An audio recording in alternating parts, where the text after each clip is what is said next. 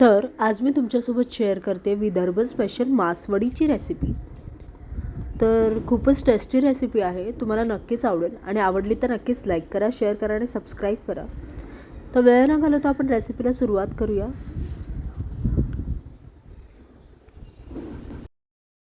सगळ्यात आधी आपण मासवडीच्या आतला मसाला रेडी करून घेऊया। तर त्याच्यासाठी मी इथे घेतले तीळ, साधारणतः अर्धी वाटी तीळ आहे,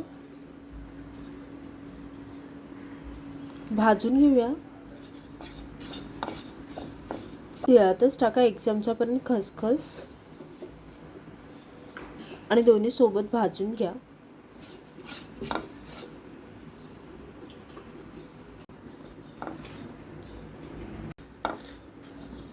तर खसखस आणि तीळ सगळ्यात आधी लो टू मीडियम फ्लेमवर भाजून घ्या। आता तिळाचा कलर चेंज झालाय, आता याला काढून आपण थंड करायला ठेवूया। आता याच्यात टाकूया शेंगदाणे, जेवढे आपण तीळ घेतले होते तेवढेच शेंगदाणे घ्या, भाजून घ्या।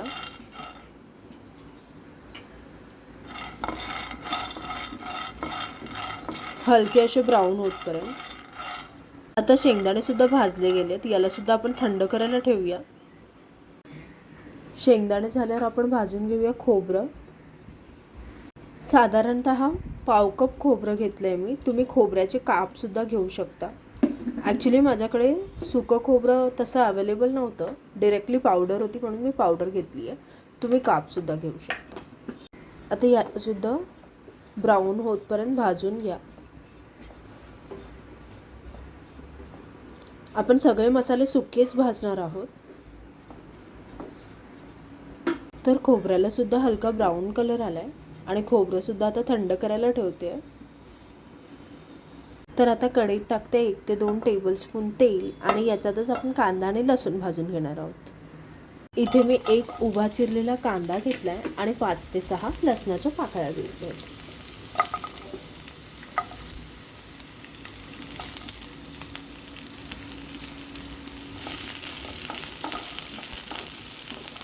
याला पण ब्राऊन असा कलर येतपर्यंत भाजून घ्यायचे। तर हे सगळं झालंय थंड, तर आता आपण याच्यात टाकूया मसाले। याच्यात टाकते मिरची अर्धा चमचा, अर्धा ते पाऊण चमचा टाकते, हळद थोडीशी, मीठ चवीनुसार,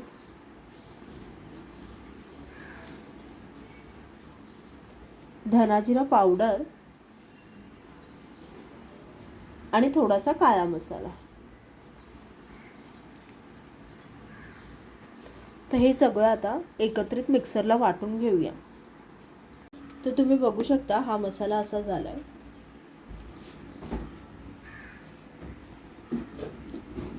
हा जास्त बारीक सुद्धा नाहीये, थोडासा जाडाच ठेवलाय मी, म्हणजेच ओबडधोबड वाटून घेतलंय।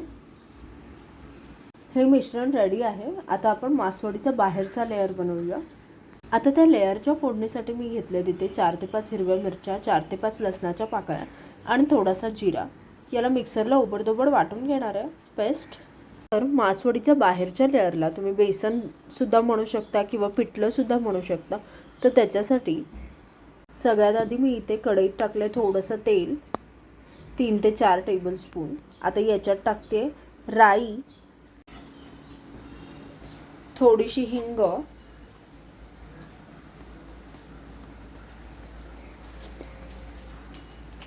ती हिरवी मिरची आणि लसणाची पेस्ट जी वाटून घेतली होती,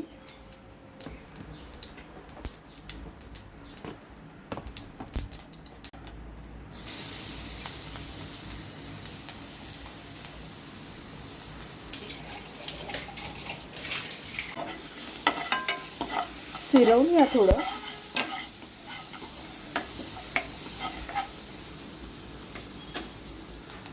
आता याच्यात टाकते थोडंसं हळद आणि मीठ,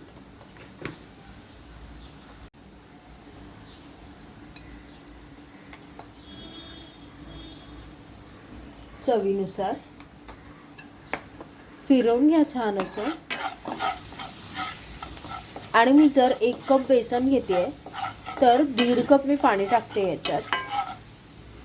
तर आता मी याच्यात ॲड करते 1.5 कप पाणी.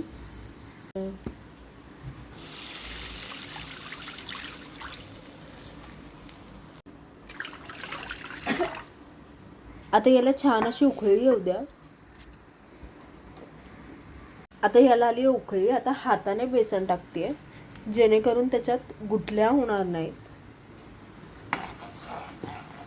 तर बेसन असं झालं. आता याच्यातल्या गाठी फोडून आपण 5 ते 10 मिनिट याला दमायला ठेवूया.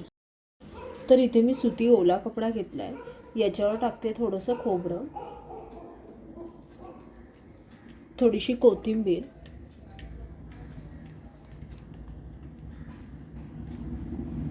आता घेणार आहे बेसन आणि ह्याच्यावर थापून घेणार आहे.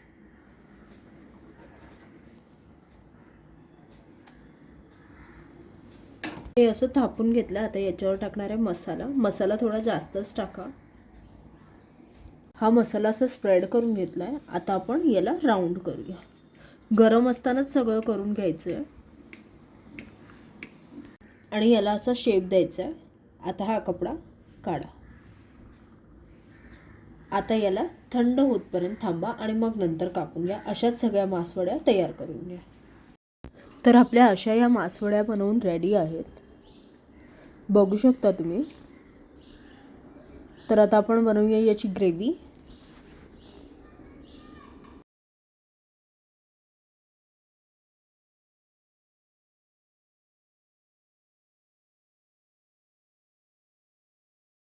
तर कढईत टाकले मी कांदा आता ग्रेव्हीसाठी आणि थोडंसं खोबरं सोबत भाजून घेऊया आपण.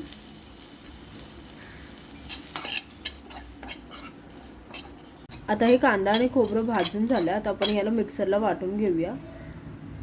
तर हा कांदा आणि खोबऱ्याचा मसाला वाटून घेतलाय. आता आपण याच्यात टाकूया काही मसाले. हा मासवडीचा जो मसाला मगाशी उरलेला तो थोडासा टाकते. आता याच्यात टाकणार आहे धन्याचा काळा मसाला थोडासा, मिरची पावडर थोडीशी, थोडीशी धनाजिरा पावडर, थोडीशी हळद आणि थोडासा गरम मसाला. सगळे मसाले टाकून परत एकदा ओबडधोबड वाटून घेतला. आता आपण फोडणी देऊया. आता फोडणीला टाकले तेल. तेलात टाकते मसाला.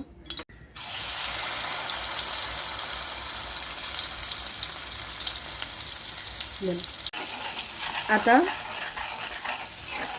याला तेल सुटतपर्यंत आपण याच्यात काहीच टाकणार नाही आहे. ऑलरेडी आपण सगळे मसाले टाकते त्याच्यात. आता याला 2 ते 3 मिनिटात तेल सुटू द्या. मग आपण याच्यात पाणी टाकणार आहोत. आता याच्यात ॲड करते पाणी.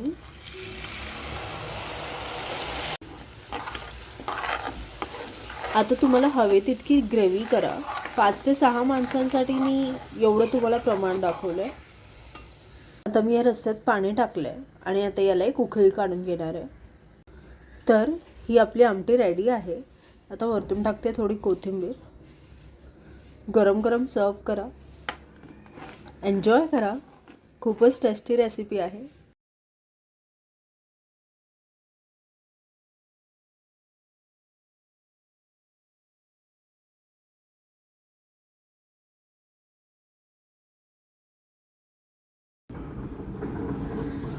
तर तुम्हाला ही रेसिपी खूपच आवडली तर नक्कीच लाईक करा, शेअर करा आणि सबस्क्राईब करा. Thanks for watching guys. Like, share and subscribe. या डिशमध्ये चॉईस तुमची आहे. तुम्ही वरतून रस्सा टाकून खावा किंवा रस्स्यात बुडवून मासवडी खावा. दोन्ही करू शकता.